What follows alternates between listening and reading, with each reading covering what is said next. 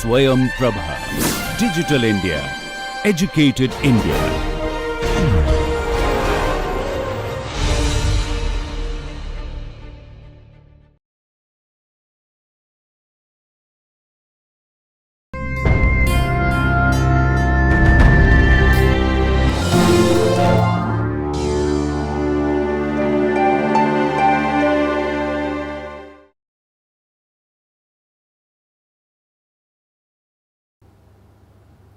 Good morning, friends. So, we have been doing text completion exercises and building vocabulary. So, we have seen several exercises and items based on that.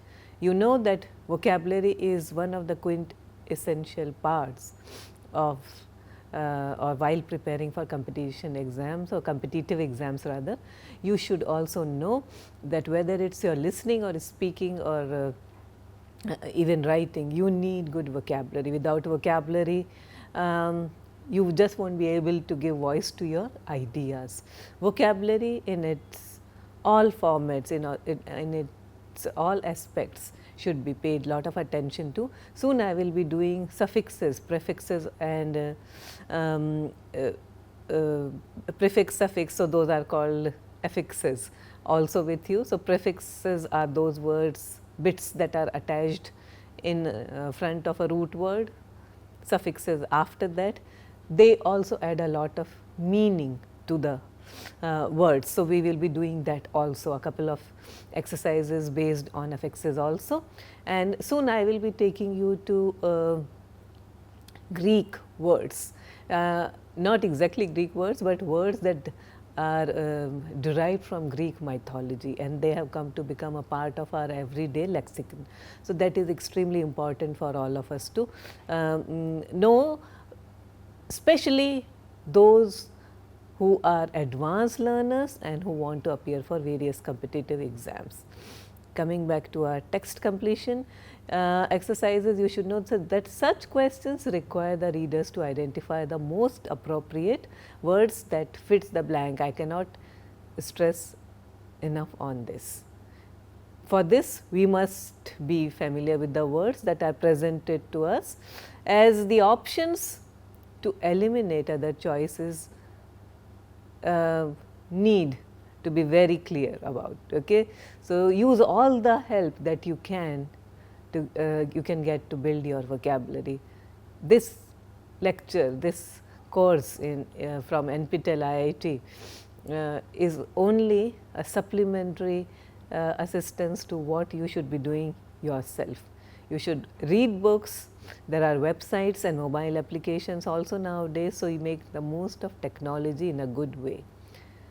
Remember, to some degree, most options make sense when we try to fit into the sentence. This does not mean that any of them will do.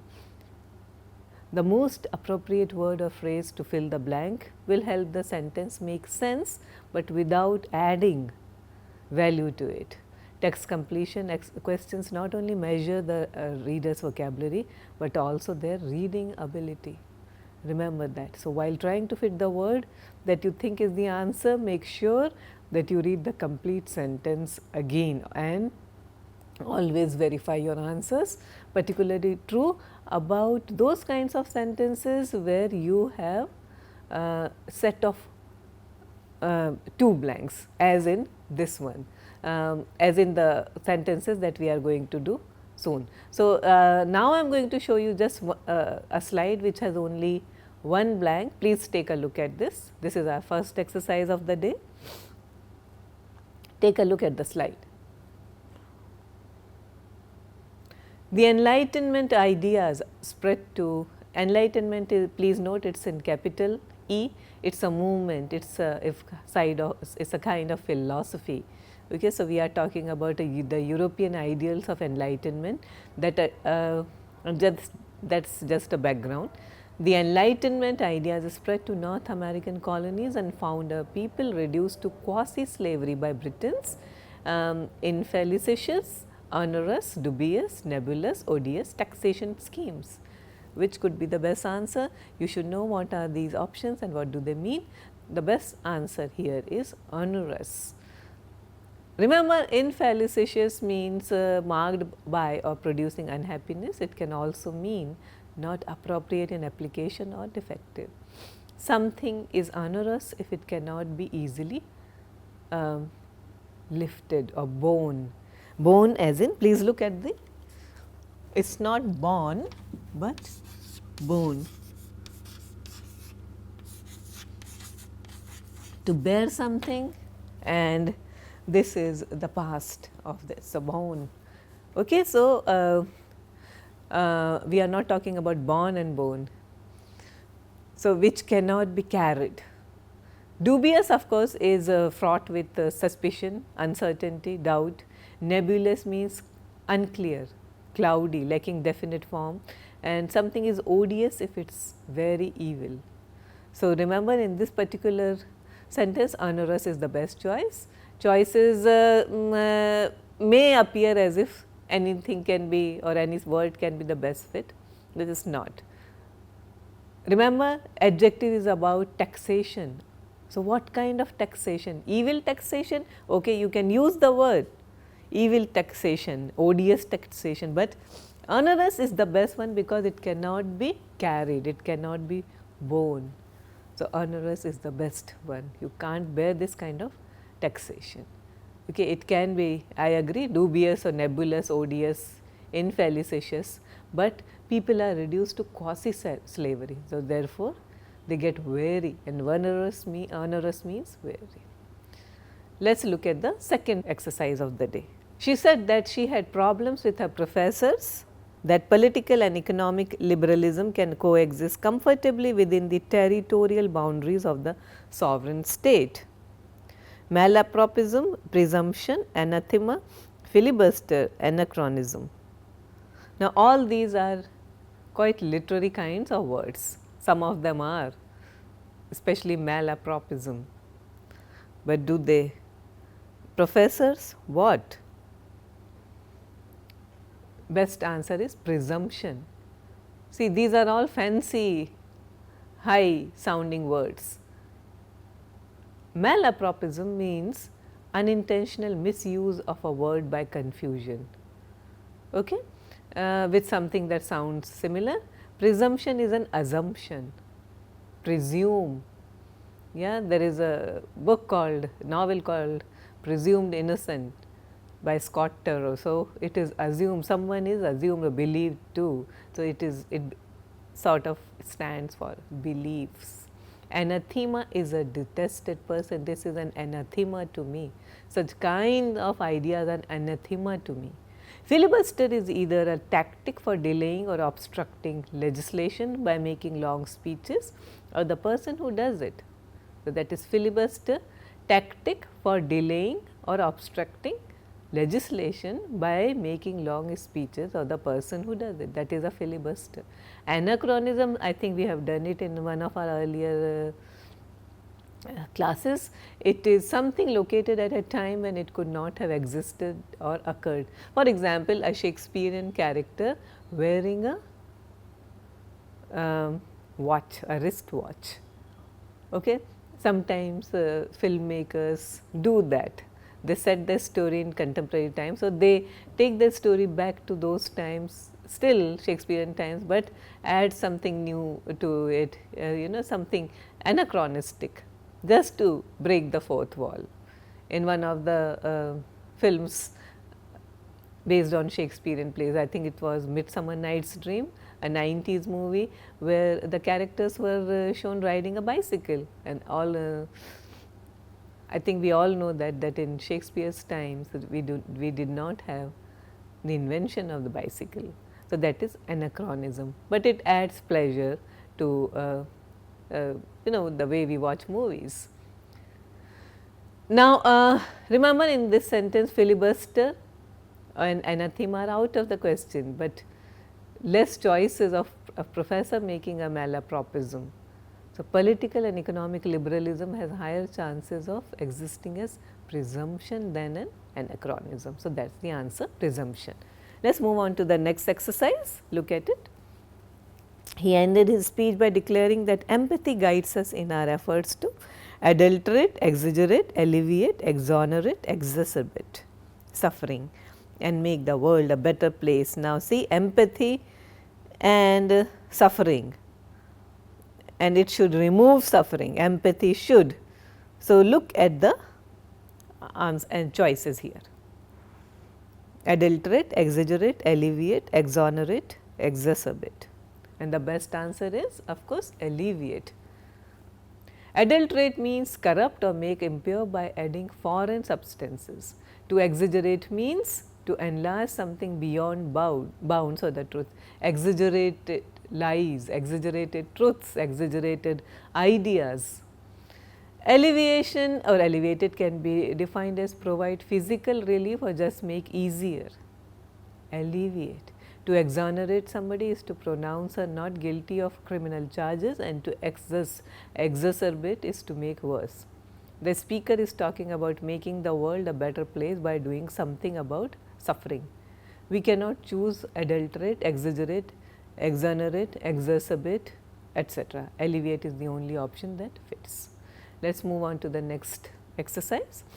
With the rise of sleep tracking apps, the instrumental and dash logic of the market has finally conquered one of the last domains that was reasonably free from economic concerns. Quantifying, qualifying, adulating, archaic, impartial. Look at the tone of the sentence. Sleep tracking apps, the instrumental and what kind of logic of the market?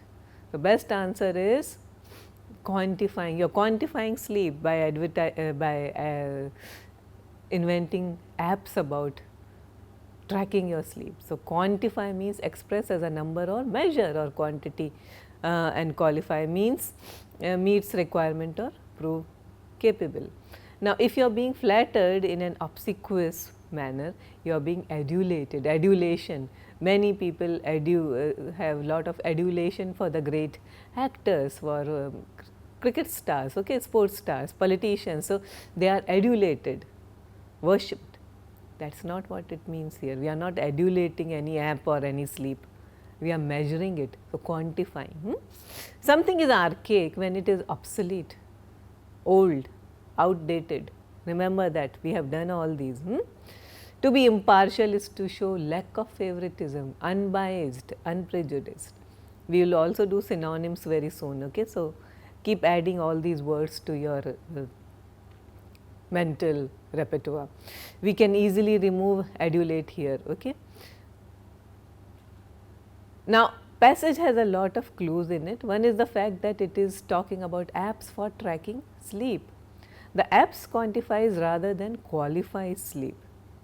It may be that the market's logic is neither archaic nor impartial, but because the passage has already indicated that it is talking about quantify something and already used the word instrumental in the process, quantifying fits better than any other option provided.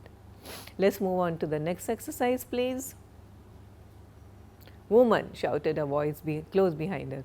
Who dashed to you to say that what your master will or will not do before you have asked him? Insinuates, infers, prevaricates, legitimizes, authorizes. Look at the way sentences. So, who dashed you to say? Who insinuates you to say? What is insinuation? It is like a suggestion, but in a rather devilish way. You insinuate, you do not suggest, when you insinuate somewhere, you are saying something in a let us say in a demeaning way. Infers, who infers you to say? Infer is like conclusion. Prevaricates, legitimizes you to say, authorizes you to say. So, the best answer is authorizes you to say. Okay. Insinuate, as we have already seen, is a subtle insert in a subtle manner, suggest in a manner, infer is by conclusion, by deduction. You are prevaricating if you are trying to be ambiguous, deliberately ambiguous or unclear in order to mislead. So, you prevaricate. If it is legitimized, it is made legal, and to authorize means to give power or authority to. So, except legitimize and authorize, no other word fits in this sentence. Look at the passage. So, when you look at the exercise again, you will have to choose between legitimizes and authorizes. Now, it is not legality of it, it is who gave you the authority to say. Authority is, or who authorizes you to make such kinds of judgments about your master. That is the best response. Confusion should be between legitimizes and authorizes, and I repeat, legitimizes has a more legal tone to it. So, please stick to authorizes. Who gave you the permission? That is the answer. Next, please look at the slide. If she had only lived, I could have been angry and cruel towards her with some justification, but to be dash towards a poor dead woman recoils upon myself. Veracious, venal, vicarious, vindictive, venial. We have done all these words, right? She is dead, and to be, he cannot be, so it has to be a negative word, but gives you the clue. Best is vindictive. All the options provided are adjectives, remember. Now, we have to understand that because all are adjectives, anyone can fit. So, look at the meanings of all these. What is vindictive? Someone who avenges himself. A veracious person is someone like, veracious comes from the word veracity, that is truth.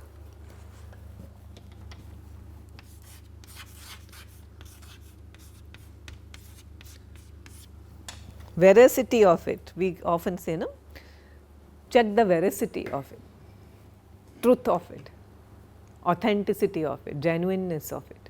Somebody is venal when they are capable of being corrupted. These are the words we have done, easily confusable words, if you may recall your earlier classes or sessions for this course. Venal and venial. Venial is easily excused or forgiven, it cannot fit here.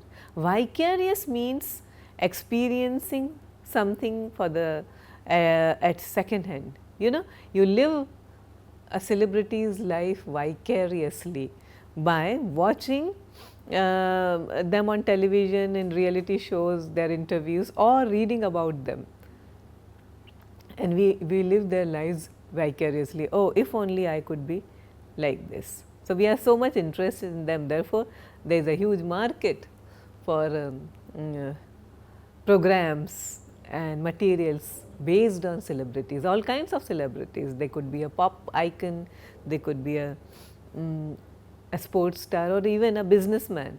So, we like them, we want to be like them, so we want to read or know more about that. We live vicariously by reading about them, or by watching them in any form. Vindictive is malice, ill will, desire to hurt, motivated by spite and resentment.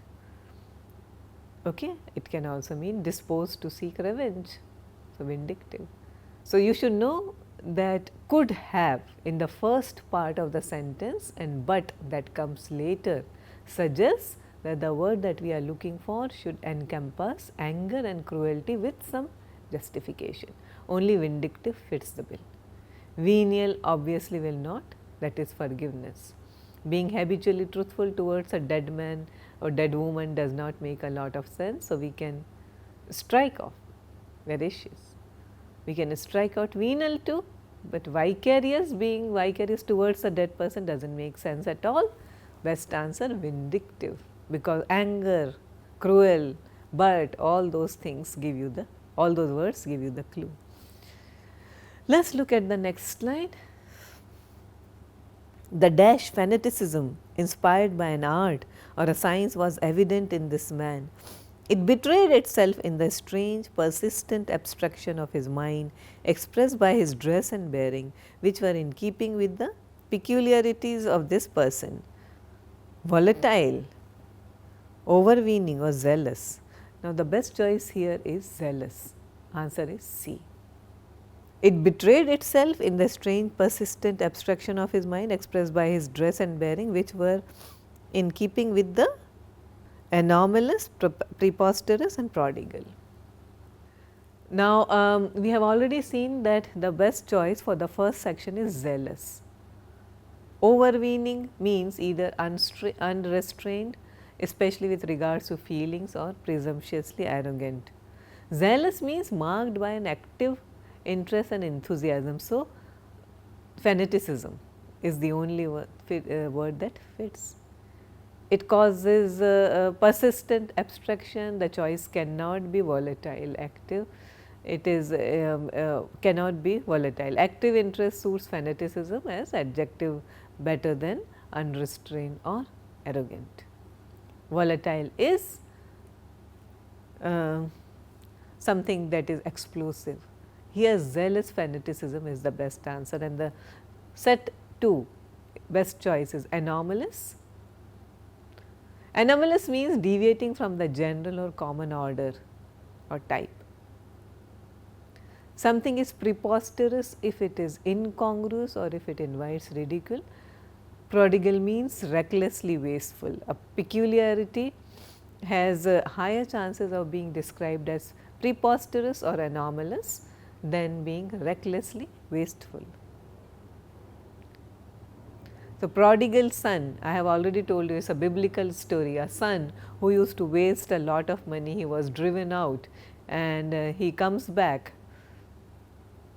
or he once he leaves his father's, rich father's house, and then he wastes away, squanders away all his legacy, or whatever money he had on him, and then he returns without any money. So, return of the prodigal, someone who has been, who is used to wasteful expenditure, that does not fit here at all.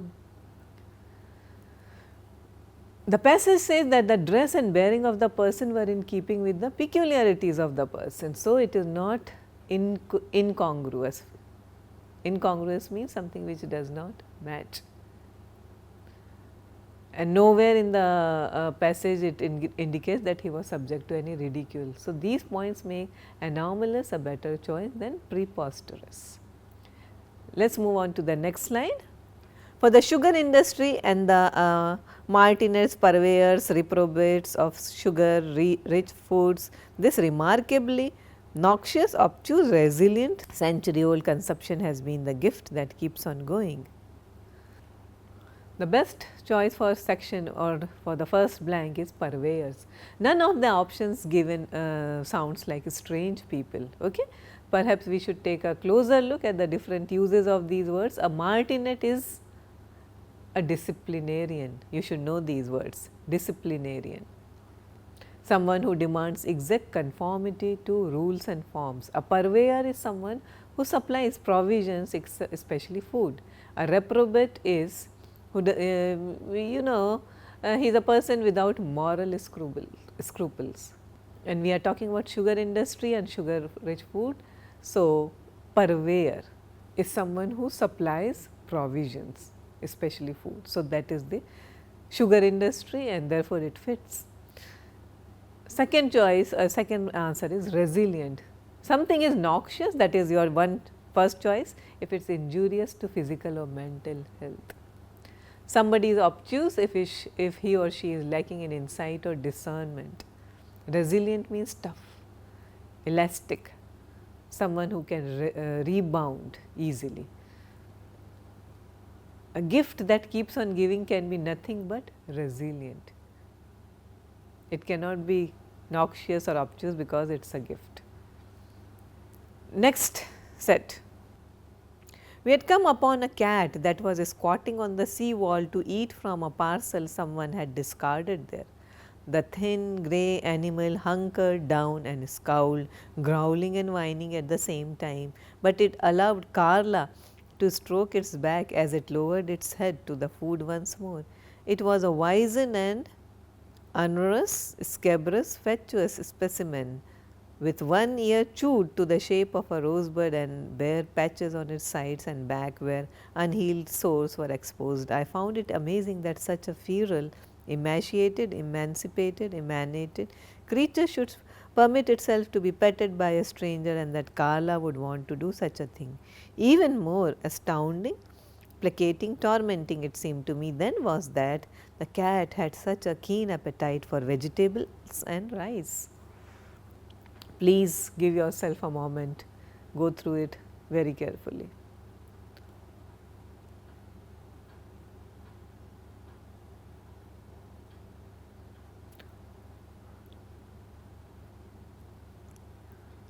The best answer for first fill in the blank is scabrous. Onerous means burdensome, we have already seen it a while ago.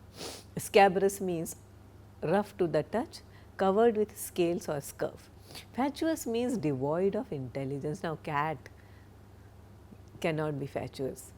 And the rest of the sentence describes its physical features, and the linking word and comes before the blank. So, it is safe to assume that the best choice is a word that would describe some physical aspect of the cat. Hence, scabrous is the best choice. Scabrous means rough to the touch, covered with scales or scurf, scurf. And then the physical form of the cat, it is emaciated. The answer is choice 2, emaciated. The cat is emaciated because it is hungry. It has not been given food if it is very thin from disease, hunger, cold, the elements. Okay. It is emancipated if it is free from social restraints, but that does not, a cat cannot be emancipated. To emanate means to give out something, a breath or odor. We know nothing about social restraints of the cat world. So, let us strike off emancipated, and best answer is emaciated, which is already hinted in the previous sentence, in the previous section. And it was astounding, that is the third choice. Number 3, astounding means surprisingly impressive, as to stun, overwhelm, taken aback, astonishing. Placating means to pacify someone by acceding to their demands or granting concessions, or and tormenting means treating cruelly. Even more is a clue here, because in the previous sentence the word amazing is used. So, superlative is the word here. So, astounding, placating and tormenting fits the category? No, they do not. Okay. So, it has to be astounding. Okay. So, amazing, astounding, they are the words, superlative kind of word. So, it has to be an adjective of that nature. Let us look at this one now. With the rise of Hitler, the dash of medical science shifted from Germany and Austria to US, and the lingua franca of medical science shifted from German to English. Visit nexus stiff prolixity gestalt. The best answer is nexus. We are looking for a noun here. Someone is visit if they have a sticky property. Nexus means connection between things. A tiff is a quarrel. A prolixity is tendency to be verbose. Gestalt is a configuration of elements, and it cannot be. Yeah, so, nexus of medical sciences. Remember that. The second part of the passage is it holds a clue. It tells us that medical science used to be connected to Germany. Somehow, like the language, German used to be. So, Germany and German were the center. With the rise of Hitler, everything shifted, the nexus, the group, the connection shifted. That is why the best choice is nexus. Thank you very much, and we will continue in our next class.